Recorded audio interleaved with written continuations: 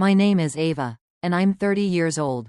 A senior experience designer at a rising med tech company based in Austin, Texas. At least, that's what the LinkedIn headline said. The truth? I was wearing a dozen hats: UX lead, UI specialist, branding brain, QA fallback, and even last-minute deck creator when the sales team panicked. For nearly 2 years, I held the company's design integrity together with nothing more than willpower and midnight coffee. I believed in what we were building: healthcare made accessible, digitized for people who needed it most. That belief kept me loyal, even as meetings spilled into weekends, and recognition vanished behind someone else's smile. That someone was Lucas, our smug VP of product, who wore startup jargon like armor and treated praise like currency he never intended to spend on me. He had this way of speaking, tilting back in his seat, arms crossed, voice drenched in condescension, that made you feel like asking for a raise was childish. Naive, but it wasn't fear that kept me there. It was ownership, not equity, but emotional equity. I helped sketch the soul of that product into life. I just didn't realize how invisible I'd become, until one sentence shattered everything I thought I'd earned. It had been building for months: small dismissals, quiet erasures, credits misplaced, but it all boiled down to one moment. A sentence, 8 words that snapped something deep inside me. Do you seriously think this company's going to give you a raise? Lucas didn't shout it. He didn't need to. He said it while sipping his overpriced nitro cold brew, leaning back in his leather chair like a smug king amused by a peasant's request. It wasn't the words that stung most, it was the certainty in his voice. The arrogance. The way he said it like he was doing me a favor by telling me the truth. It wasn't the first time I'd heard a variation of that tone. But it was the first time I realized I was no longer confused about what it meant. It meant, you don't matter. You never did. That meeting was supposed to be a quiet conversation. A one-on-one I'd scheduled after our team closed a partnership with a major hospital network in Philadelphia. I had led the user interface overhaul that had made the deal possible. Long nights testing with real patients. Rethinking accessibility from the ground up. Working side by side with engineers to make sure no user would get lost in the experience. And it worked. The client had signed a 6-figure contract on the spot. So, I went in not to beg, not to demand, but to ask, calmly, respectfully, for a compensation review. That's it. But Lucas didn't even bother to hear me out. You're good at what you do, Ava, he said, glancing briefly away from his screen. But raises aren't emotional decisions. We have budgets. Be realistic. Everyone wants more money. You're not special. That last line, I swear, was delivered with a half smile.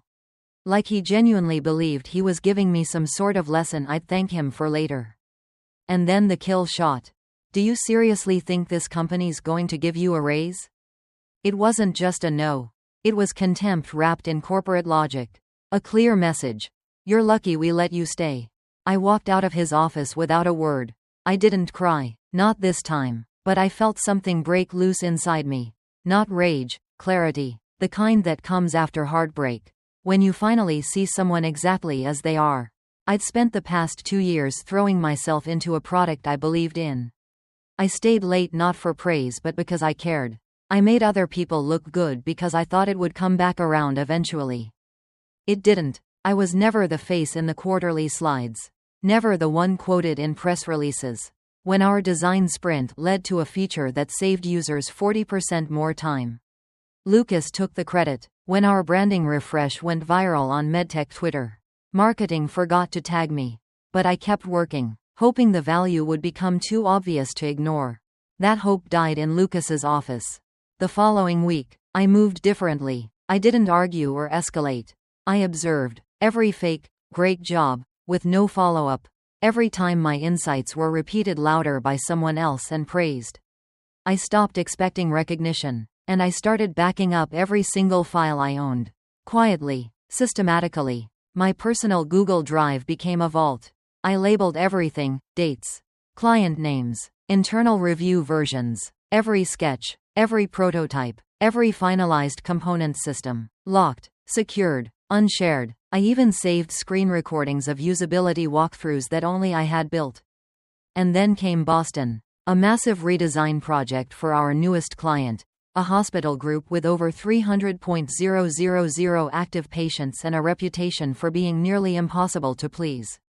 The stakes were high. If we nailed this, it would position our startup for a massive Series A round. I took lead, unofficially of course. 4 nights with barely any sleep.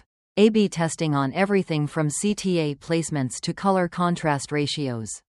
I even rewrote microcopy at 3 a.m. because the content team was behind. It launched, and the client was floored. They doubled their deal before the week ended. Friday morning, Lucas called an impromptu team meeting. Everyone gathered in the conference room. He stood at the head of the table like a general returning from war. "This," he said, stretching his arms wide, "is what leadership looks like. Vision, execution." Then he pointed to himself.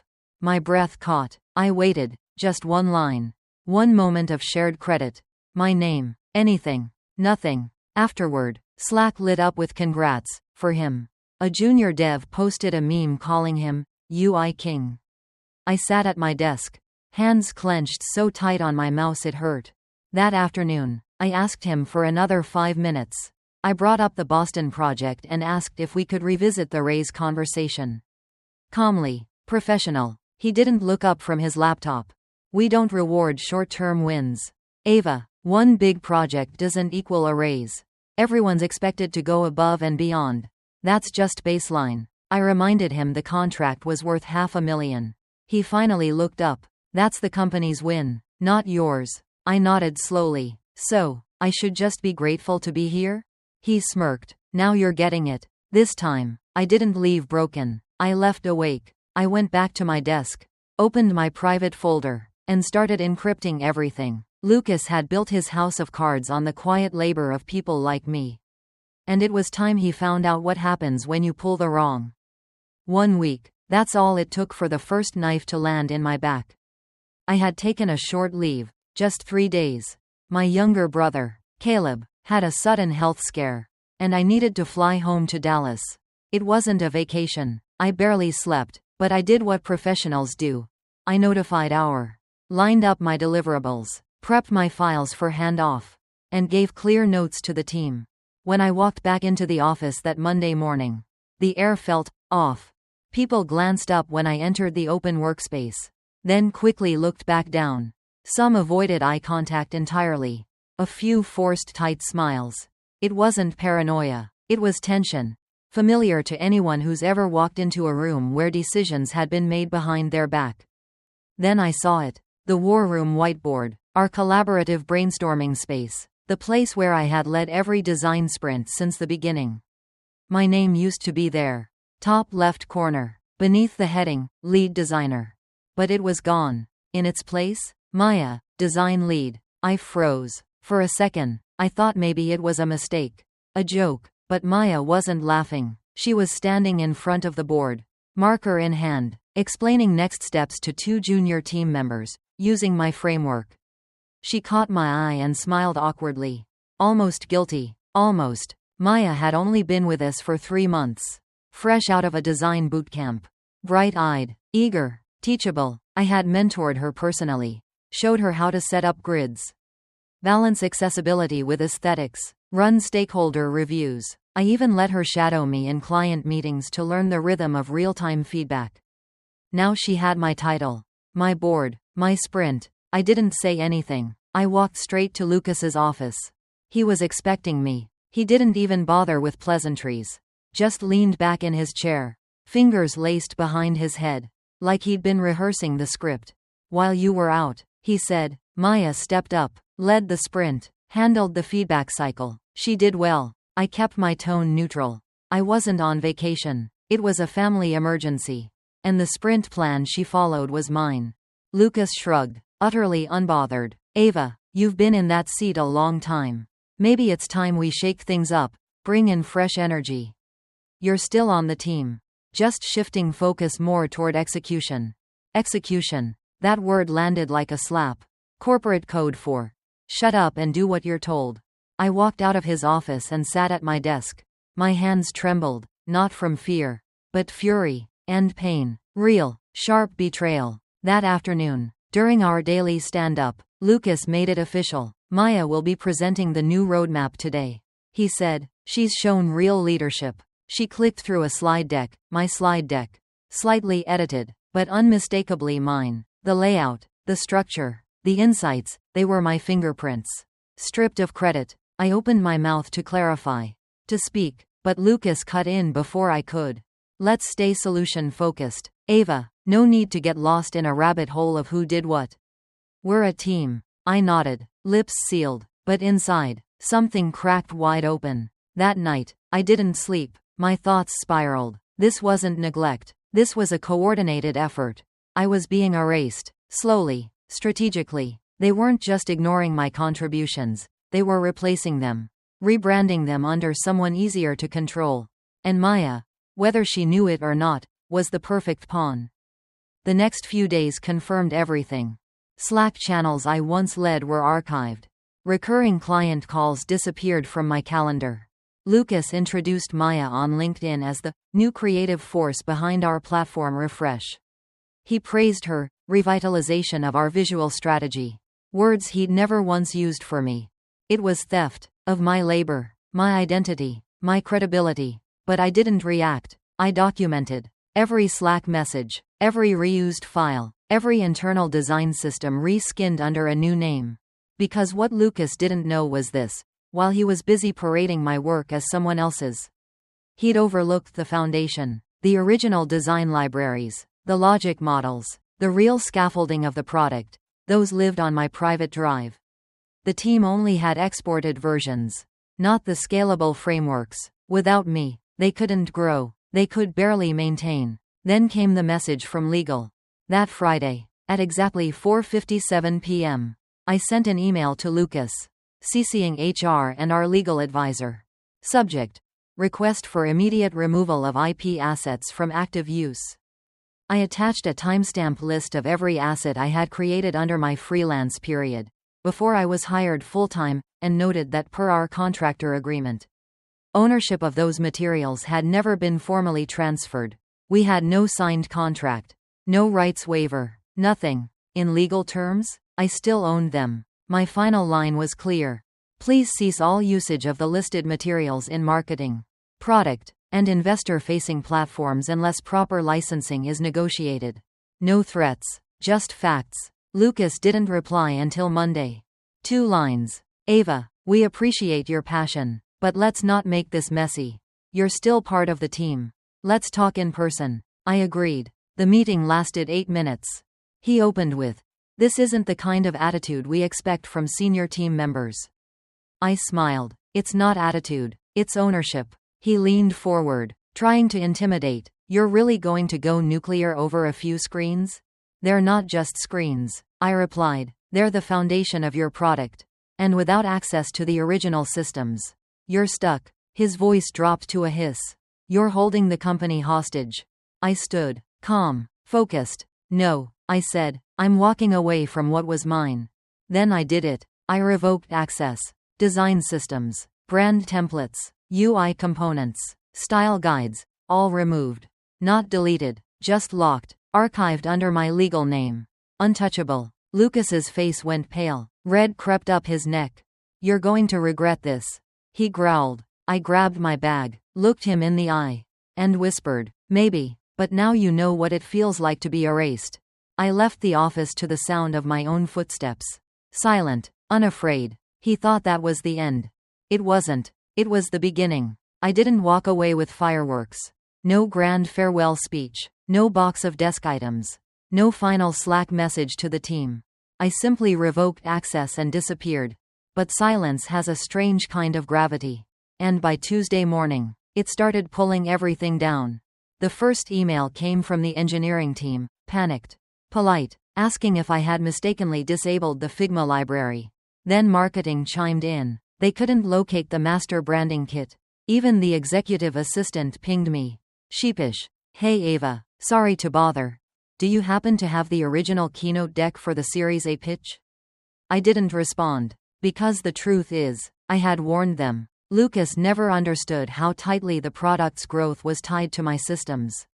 How much of the design logic was held together by frameworks that lived in me. They thought they could replace me with enthusiasm and templates. But they didn't realize that what I had built wasn't just pretty pixels, it was scalable architecture. It was thought, history, structure. And now, it was gone. By Wednesday, I heard from someone inside the dev team, Darren, a backend engineer who had always respected me. He messaged me from his personal email. Subject: "It's chaos here." Inside, a single sentence: "They're falling apart without you." I smiled, not with revenge, with clarity. Because this was never about revenge. This was about finally understanding the difference between being valuable and being valued. But that wasn't the twist. The twist came from something I planted weeks earlier.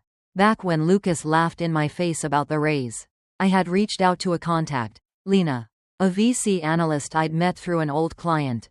I didn't name names. I just asked one question. If a startup raised funding using design assets it didn't legally own, would that be a problem? She responded within 5 minutes. That's not a problem. That's a fire hazard. That was all I needed. A whisper in the right ear. Lena quietly flagged it to her team, who flagged it to the fund backing our Series A pitch. And now it was pitch day.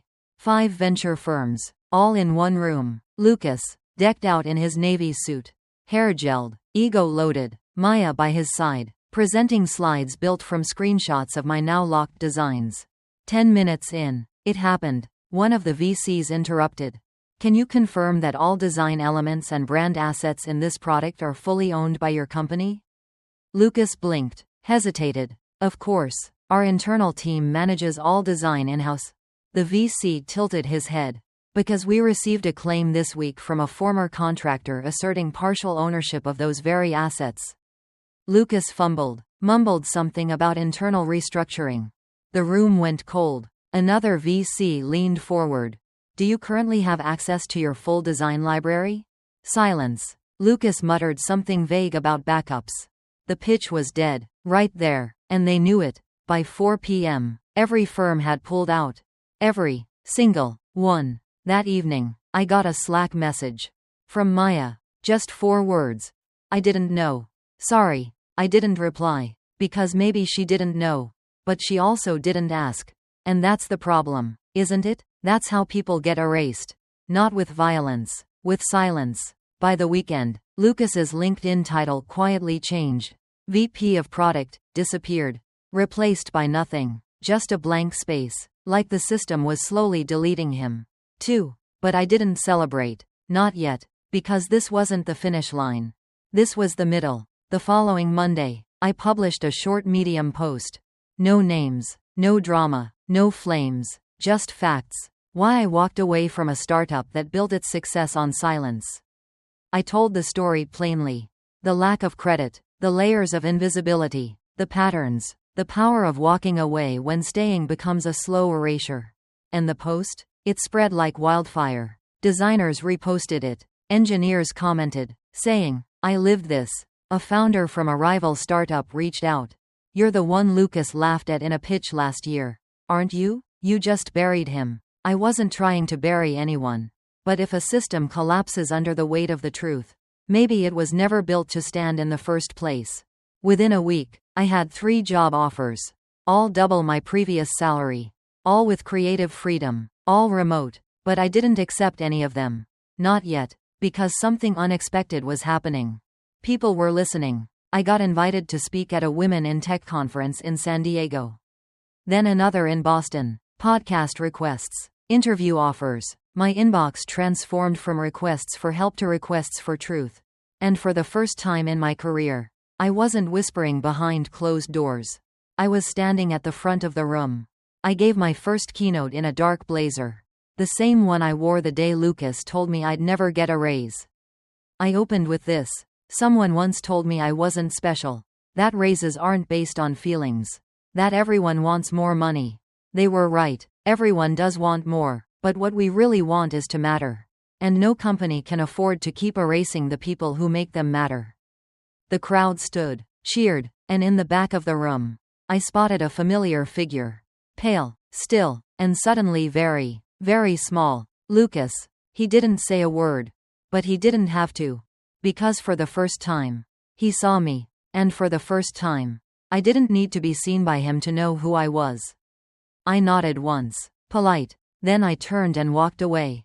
Not out of anger, but because I had already won. 3 days after the conference, my inbox exploded. Not with drama, with invitations. Ava, loved your talk. Would you be open to speaking at our design summit next month? Would love to feature your story in our diversity in tech issue. Our team watched your keynote. Could we chat about a role we're opening? And then, buried between the recruiter emails and thank you notes, was the one that caught my breath. Subject: Creative Director. Rewriting the narrative in health tech. It was from Harbor, a rising competitor to my old company. I remembered them. Lucas used to mock them constantly. Called them too idealistic, too soft, and doomed to plateau.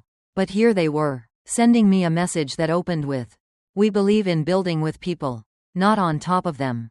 And we've been following your work for a long time." Their offer was generous. Double my last salary, full creative control, and, most importantly, respect baked into the culture. Not promised as a perk. Remote first, equity package, flexible schedule, direct seat at the product strategy table. But I didn't say yes. Not right away. Because by then, I'd learned something about power. It doesn't come from titles. It comes from choosing where, and how, you show up. So I did something I hadn't done in months. I paused. I made tea, took walks, read fiction again, reconnected with friends I'd ghosted during late-night sprint cycles. I let myself feel what I hadn't had time to process, that I'd been carrying the weight of an entire company for years. And no one had noticed until I dropped it. 2 weeks later, I met with Harbor's CEO on Zoom. Her name was Elise, and she didn't open with stats or projections. She said, "I don't want to talk you into this. I want to hear what you want to build." So I told her about real accessibility, about scalable systems, about design that doesn't just convert, but cares. She smiled. "We're not asking for a miracle. We're asking for you." And that's when I knew I wasn't walking into another version of my past. I was stepping into the future I'd been designing in my head for years. I accepted the offer. My first day at Harbor felt like stepping into sunlight after a long storm. No whiteboards with my name erased. No, "we're a family," lies in HR documents. Just a clean desk, a Slack channel with real, respectful chatter, and a project brief that read, "Design something that changes the way people feel about healthcare." And a note at the bottom, "We trust your voice." It sounds small, but after years of being sidelined, overlooked, replaced, it felt like oxygen. My official title? Director of Product Design. But what I really became was something bigger. A mentor, a builder, a force. Within the first month, I led a full audit of the design system. Not because anyone forced me to, but because I finally had the authority and the freedom to do it right. I built out scalable frameworks from scratch. Recruited 2 junior designers, one of whom had been laid off from a toxic startup that sounded eerily familiar to my own story. I invited feedback. I shared credit. I documented everything in public folders, accessible to the entire team. Because real leadership doesn't hoard, it teaches. And here's the wild part. I started laughing again. Not fake chuckles in tense stand-ups. Real, belly-deep laughter during brainstorms. Because we were solving real problems with real heart. Meanwhile, my Medium post continued to ripple through the industry. Design podcasts quoted it. Tech blogs wrote think pieces about it. Founders shared it in Slack groups with captions like, "Let's make sure we're not the next cautionary tale." And Lucas? His silence became its own kind of headline. The startup he once ruled? Now little more than a broken shell. Their website, once sleek and self-congratulatory, had become a glitchy landing page reading, "We'll be back soon." They wouldn't be. Not after the investors pulled out. Not after the lawsuit from that hospital client citing fraud over asset misrepresentation. Not after the exposé that dropped, titled, "Erased: How One Startup's Culture of Silence Destroyed Itself," with anonymous quotes from former team members confirming everything I'd lived through. They even included an audio clip someone had leaked, Lucas saying, "She won't push back. We could replace her in a week. And no one would notice." That line went viral. And the internet noticed. Oh, they noticed. One afternoon, about 3 months into my new role, I got a ping from our lead engineer, Jonas. Hey, Ava, quick cue. Want to lead the new patient onboarding flow? Full ownership. I paused, then typed, absolutely, let's build something honest. That night, I stared at my screen. A blank Figma page. But this time, it wasn't intimidating. It was inviting. Because now, I wasn't designing for applause. I was designing for impact. I wasn't begging to be seen. I was building something no one could erase. People say career pivots are scary. They are. But what's scarier is staying somewhere that teaches you your best isn't enough. What's scarier is shrinking, until one day you look around and realize you've disappeared from your own story. That will never happen again. Because I know now. The moment you stop asking for permission to matter, everything changes. Growth rarely looks like fireworks. Sometimes, it looks like silence, like the stillness after a storm. When you realize you survived. And not just survived, you evolved. 6 months into my new role at Harbor, the woman I used to be felt like a ghost. That version of me, Ava, the fixer, the people pleaser, the behind-the-scenes architect, had disappeared the moment I walked out of Lucas's office and chose to reclaim my name. And in her place, someone sharper, calmer, bolder, not colder, just clearer. Because when you've been erased once, you learn to write yourself in ink next time. At Harbor, I didn't just grow into my title, I expanded beyond it. I began mentoring a small but mighty design team, made up of talent from every corner of the country. Some were fresh from college. Others had battle scars from toxic startups that sounded all too familiar. They came in nervous, doubting themselves, worried that every question might expose them. I knew that fear, intimately, so I made it a rule. No question gets met with an eye roll. No idea is too small. No credit is ever hoarded. In our first team meeting, I said this: design isn't about who speaks the loudest. It's about who listens with purpose. I saw their shoulders relax. Some even smiled. It felt like magic. But it wasn't magic. It was safety. Something I hadn't felt in a long time. Each month, our product grew stronger. Our onboarding flow improved patient retention by 37%.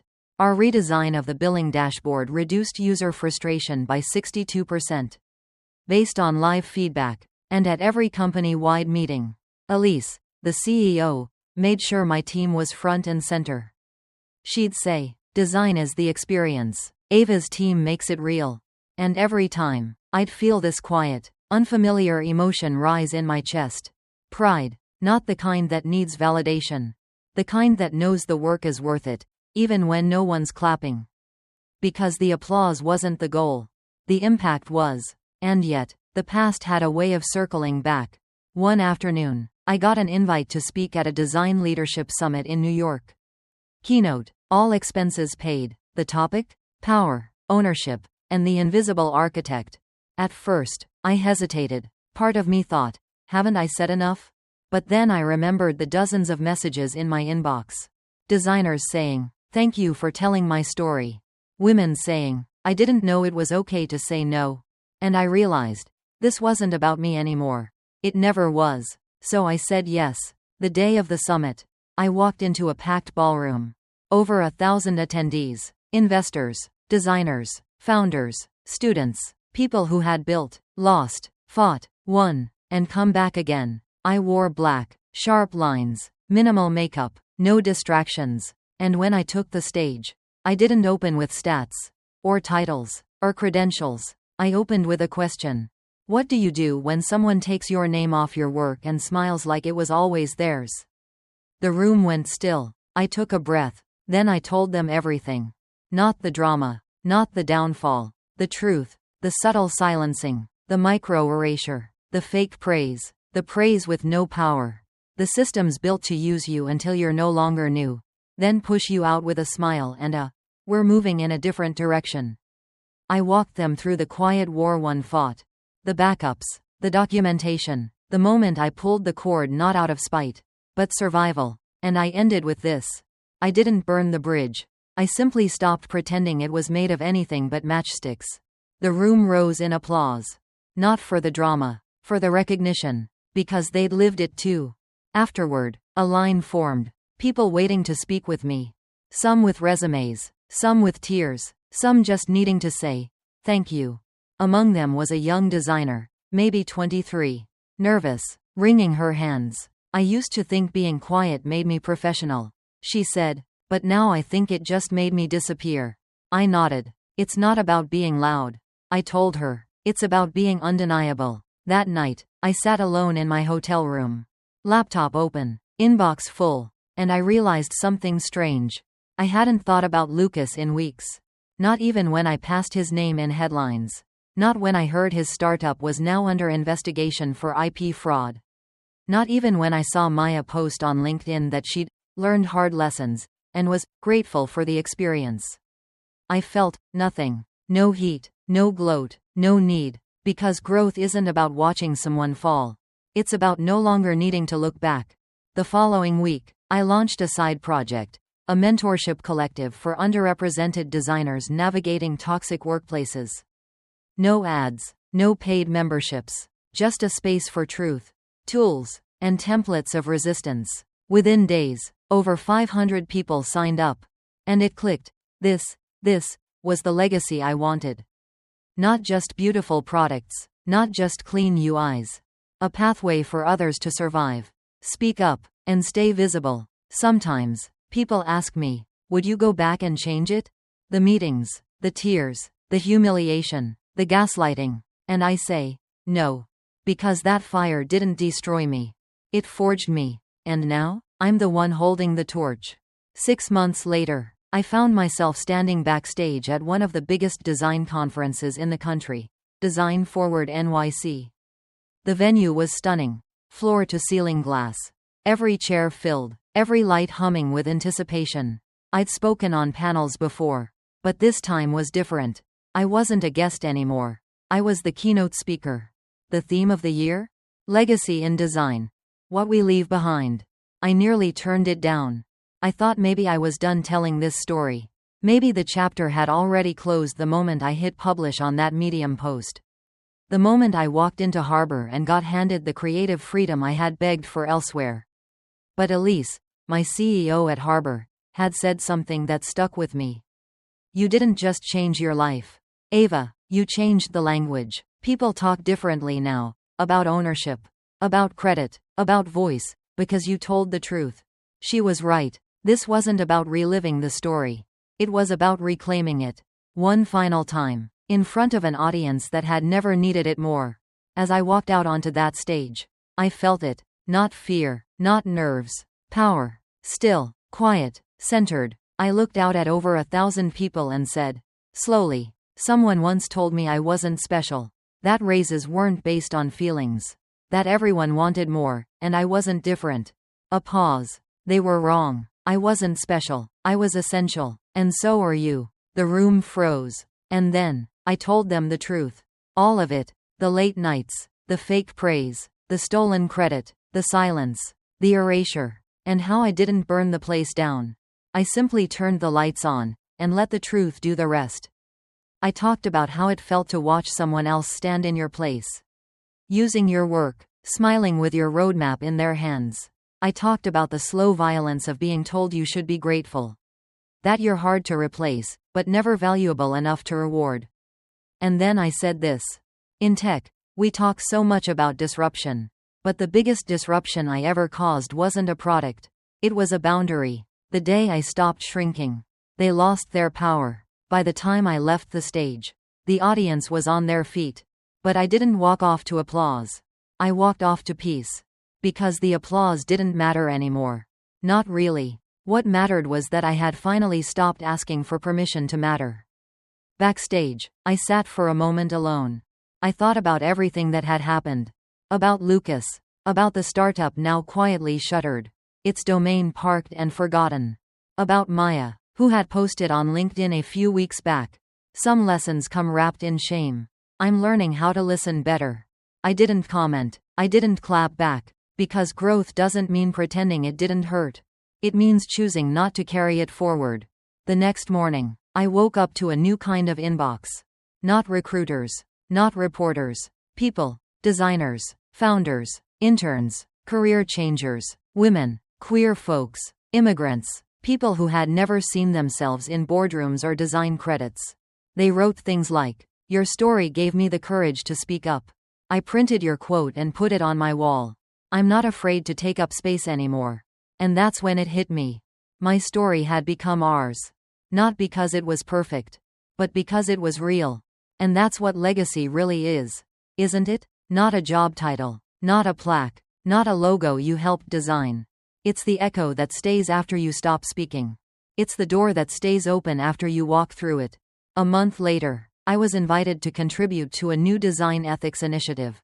Not as a speaker, as a co-creator. They didn't want just my story. They wanted my strategy, the documentation method, the consent-based collaboration framework, the ownership clause templates. And I gave it to them. All of it, because protecting your work shouldn't be a secret weapon. It should be a standard. Sometimes, people still ask me, was it worth it? The job lost, the friends who went quiet, the fear, the isolation, the endless second guessing. And I always say the same thing. Yes, because I didn't lose anything worth keeping. The people who vanished never really saw me. The title I walked away from, built on a trapdoor. The silence I broke, that was the win. I don't check Lucas's profile anymore. I don't need to. Revenge was never the goal. Reinvention was. And every time I open my laptop now, every time I design a new flow, mentor a new hire, or speak into a microphone, I know exactly who I am. A builder, a boundary setter, a blueprint for what's possible when we refuse to be erased. You want to know the real twist? It wasn't that they underestimated me. It's that I did. For years, I believed I had to be grateful just to be allowed in the room. Now, I'm the one designing the room. The greatest lesson I've learned is this: silence is not professionalism. Silence is erasure. When you allow others to take credit for your work, to dismiss your voice, to treat your contributions as replaceable, you don't just lose recognition, you lose identity. For years, I believed that working hard and staying humble would earn me my seat at the table. But respect isn't handed out like participation trophies, it's earned through boundaries. And defended through clarity. You are not difficult for asking for what you're worth. You are not dramatic for protecting your ideas. You are not arrogant for wanting to be seen. What I learned the hard way is this: you can't wait for someone to give you power, you have to claim it. With receipts, with strategy, with unshakable self-respect. Because legacy isn't built by staying quiet. It's built by speaking when it's hardest, and making it stick. Thank you for choosing to listen to this story among thousands of stories out there. Like and subscribe to continue listening to the latest stories.